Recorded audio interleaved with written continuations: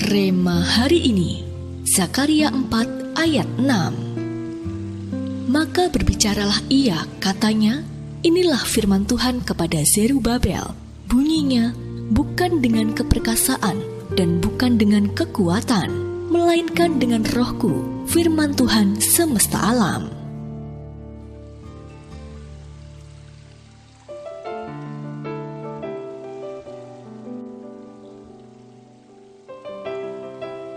Lee Patrick Strobel dahulunya adalah seorang wartawan ateis. Ia seorang sarjana di bidang jurnalistik dan menjadi seorang jurnalis untuk Chicago Tribune dan sejumlah surat kabar lainnya. Strobel membaca Alkitab dan mempelajari kisah Kristus setelah istrinya percaya kepada Yesus terlebih dahulu.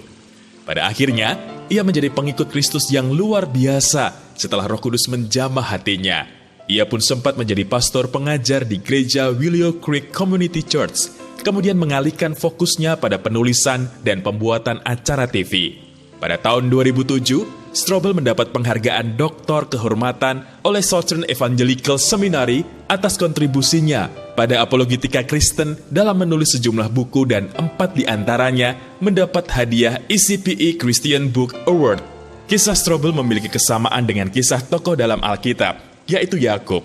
Sebelum mengalami perjumpaan dengan Tuhan, Yakub telah banyak melakukan kebohongan dan hidupnya dipenuhi dengan ketakutan. Namun setelah ia berjumpa dengan Tuhan dan namanya diubah menjadi Israel, secara otomatis kehidupannya mengalami perubahan. Ia pun meninggalkan hidupnya yang lama dan mengizinkan Roh Allah memenuhi hidupnya, sehingga hidupnya mengalami kemenangan demi kemenangan dan keturunannya menjadi bangsa kepunyaan Allah. Tidak secara kebetulan juga jika Rema gereja kita tahun ini adalah tahun Roh Kudus. Ini merupakan sebuah kesempatan yang luar biasa yang Tuhan janjikan kepada kita untuk dapat hidup dalam pimpinan Roh Kudus.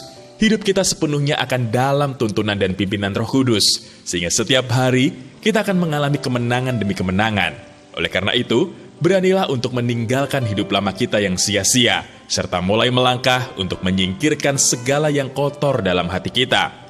Ketika hidup kita dipenuhi oleh Roh Kudus, maka dialah yang akan bekerja dengan maha dahsyat dalam hidup kita, mengubah kita menjadi pribadi yang lebih baik dan senantiasa berkenan di hadapan Tuhan, sehingga kita akan mengalami anugerah yang melimpah dan senantiasa jadi berkat dimanapun kita ditempatkan.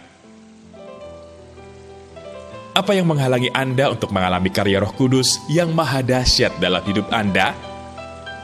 Apa yang Anda rasa mustahil saat ini untuk Anda kerjakan atau lakukan?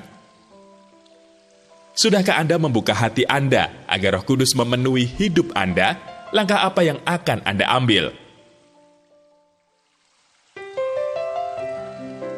Allah Roh Kudus, kami mau melihat Engkau bekerja dengan maha dahsyat dalam hidup kami. Karena kami percaya bahwa bagi Tuhan tidak ada yang mustahil. Sekalipun saat ini segala sesuatu tampak mustahil, tapi kami yakin bahwa bersama Roh Kudus kami akan mampu melewatinya. Di dalam nama Tuhan Yesus, kami berdoa.